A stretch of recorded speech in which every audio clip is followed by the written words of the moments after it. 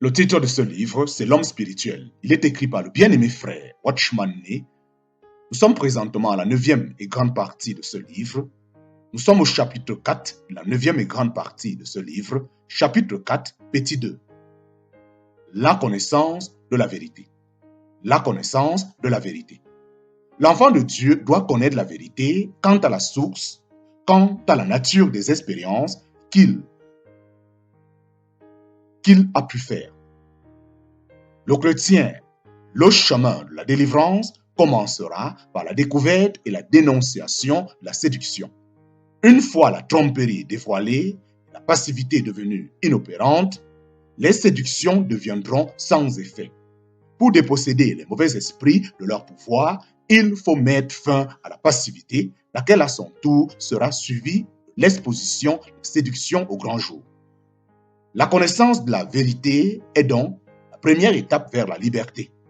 La vérité seule peut affranchir. Nous avons mis plusieurs fois nos lecteurs en garde contre le danger de l'expérience surnaturelle. Nous ne prétendons pas qu'il faille catégoriquement lui résister ou s'opposer à toute expérience de ce genre ou renoncer à s'en occuper. Notre objectif est simplement de rappeler aux chrétiens que derrière les phénomènes surnaturels, il y a plus d'une source possible. Dieu peut accomplir des miracles, mais les mauvais esprits peuvent très bien les imiter. Si quelqu'un n'est pas mort à sa vie sentimentale, mais recherche les événements sensationnels, il en sera facilement dupé. On peut dire qu'à l'heure actuelle, les chrétiens sont spécialement exposés à des tricheries dans les choses surnaturelles. Nous espérons vivement que dans leur contact avec ces phénomènes, ils commenceront par se donner tâche d'en découvrir l'origine, de peur d'être pris au piège. Ils ne doivent pas oublier que lorsqu'une expérience surnaturelle a le Saint-Esprit pour auteur, on reste en mesure d'utiliser son intelligence. Il n'est pas nécessaire d'être totalement ou partiellement passif pour en obtenir une de cette origine. Et même après coup, la conscience reste capable d'apprécier librement ce qu'elle a de bon ou de mauvais.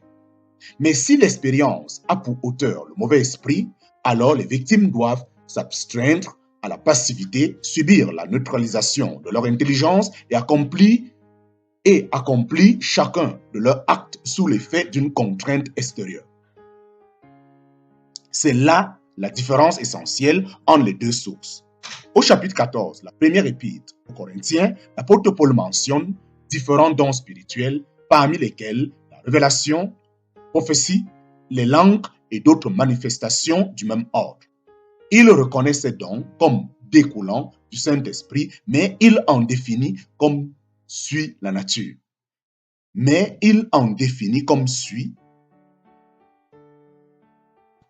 Au chapitre 14, la première épître aux Corinthiens, l'apôtre Paul mentionne différents dons spirituels, parmi lesquels la révélation, la prophétie, les langues et d'autres manifestations du même ordre.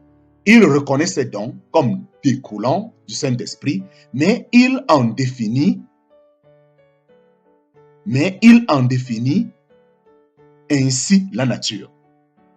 Les esprits des prophètes sont soumis aux prophètes. Verset 32 du chapitre 14 de 1 Corinthiens. Si ce que les prophètes de l'Église reçoivent vient du Saint-Esprit, alors les esprits qui le reçoivent leur seront assujettis.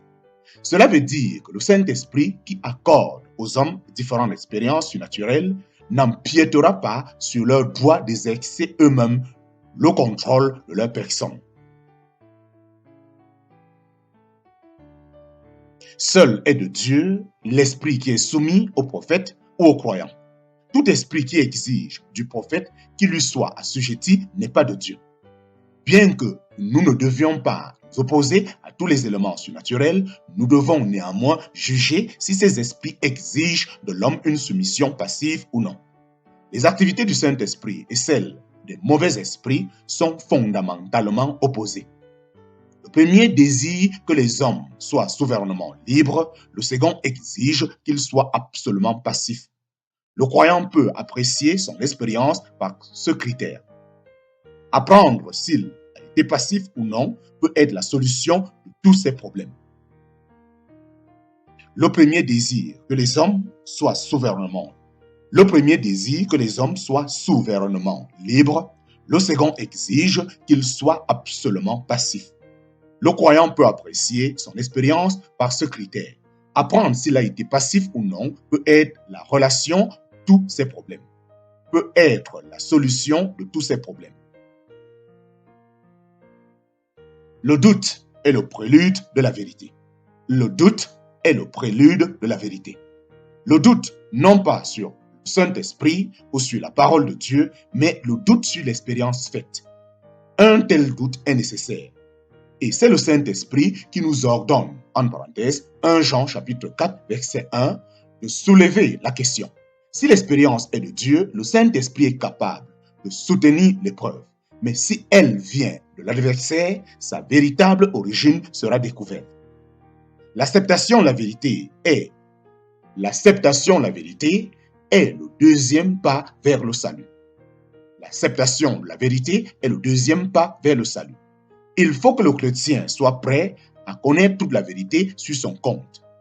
Il lui faudra de l'humilité et de la sincérité. Que celui qui s'oppose avec véhémence à une telle procédure prenne garde, de peur qu'il ne soit séduit en esclavage sans le savoir. Une fois mis en présence de la vérité, le croyant sera prêt à admettre qu'il peut être accessible à la séduction. Par là, il donnera à la vérité l'occasion de se présenter plus clairement. Se croire infaillible est la pire illusion dans laquelle on puisse tomber. C'est voir se verrouiller la porte d'entrouverte de la délivrance. Il faut s'abaisser profondément pour reconnaître qu'on a effectivement été séduit. Si le chercheur compare le principe de l'activité divine avec les conditions dans lesquelles s'exerce l'activité satanique, il conclura de lui-même que ces expériences passées ont été obtenues à la faveur de la passivité.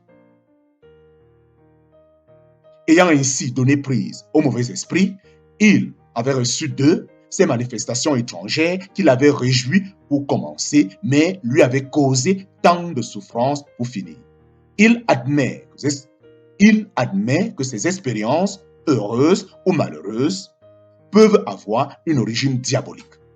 Il se rend enfin compte qu'il a été trompé, mais il ne doit pas se contenter de voir la vérité. Il doit, à sa lumière, reconnaître ouvertement la séduction dont il a été victime. De cette façon, le mensonge de l'ennemi sera réduit à néant. Les étapes de la délivrance sont donc jusqu'ici. Point numéro A, reconnaître qu'un croyant peut être séduit. Point numéro B, douter de son état personnel. Point numéro C, admettre qu'on est soi-même accessible au mensonge. Point numéro D, confesser qu'on a été trompé. Et enfin, point numéro E, se mettre à la recherche de la cause profonde qui a entraîné cette expérience. Je reprends, les étapes de la délivrance sont donc, jusqu'ici, point numéro A, reconnaître qu'un croyant peut être séduit. Point numéro B, douter de son état personnel. Point numéro C, admettre qu'on est soi-même accessible au mensonge. Point numéro D, confesser qu'on a été trompé. Et enfin, point numéro E, se mettre à la recherche de la cause profonde qui a entraîné cette expérience. Le terrain abandonné. Comme nous venons de le voir, c'est la passivité qui constitue, avec des degrés variables d'intensité, le principal terrain occupé par l'adversaire. Le rayon d'action de l'ennemi est proportionnel au degré de la passivité. Dès que la personne a conscience d'un état d'inertie, dans quelque mesure que ce soit, elle doit immédiatement reconquérir ce terrain. Fermement, intensement, obstinément, elle doit s'opposer à la tentative de l'ennemi de maintenir sur sa personne une emprise quelconque.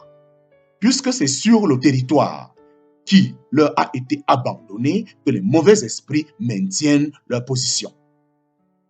Ils lâcheront prise aussitôt que cette zone aura été vigoureusement contre-attaquée.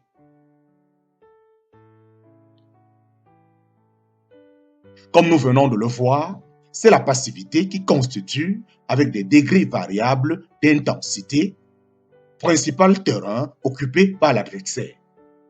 Le rayon d'action de l'ennemi est proportionnel au degré de la passivité. Dès que la personne a conscience d'un état d'inertie, dans quelque mesure que ce soit, elle doit immédiatement reconquérir ce terrain.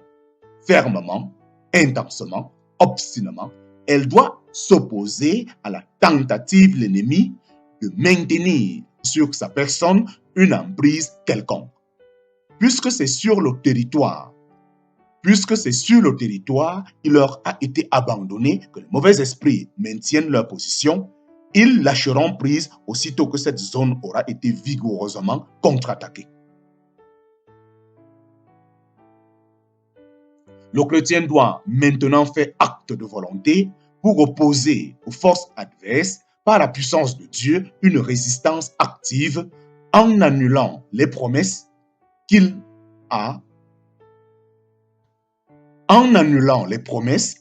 eues à leur faire dans le passé. La mesure de son émancipation est déterminée par la détection progressive des zones d'inertie qui avaient attiré l'ennemi. Le croyant doit ici faire des instances auprès de Dieu pour qu'il lui montre en quoi il a été séduit. Il doit désirer sincèrement que toutes les vérités lui soient révélées. En général, ce qu'il craint d'entendre est en rapport avec le point névralgique. Ce qu'il a peur de toucher est justement ce qu'il a le plus besoin de régner. Car 9 fois sur 10, c'est là que l'ennemi a pris pied. Avec quelle ferveur le chrétien ne doit-il pas implorer la lumière sur ces symptômes et sur leurs causes pour reconquérir ce qu'il a perdu? Le grand jour ici, c'est une impérieuse nécessité. Le grand jour ici est une impérieuse nécessité. Le terrain reconquis. Le terrain reconquis. Comme c'est l'inaction, la volonté qui est le principe sous-jacent, dans tous les cas, territoire abandonné, il est indispensable que la vie volitive soit réactivée.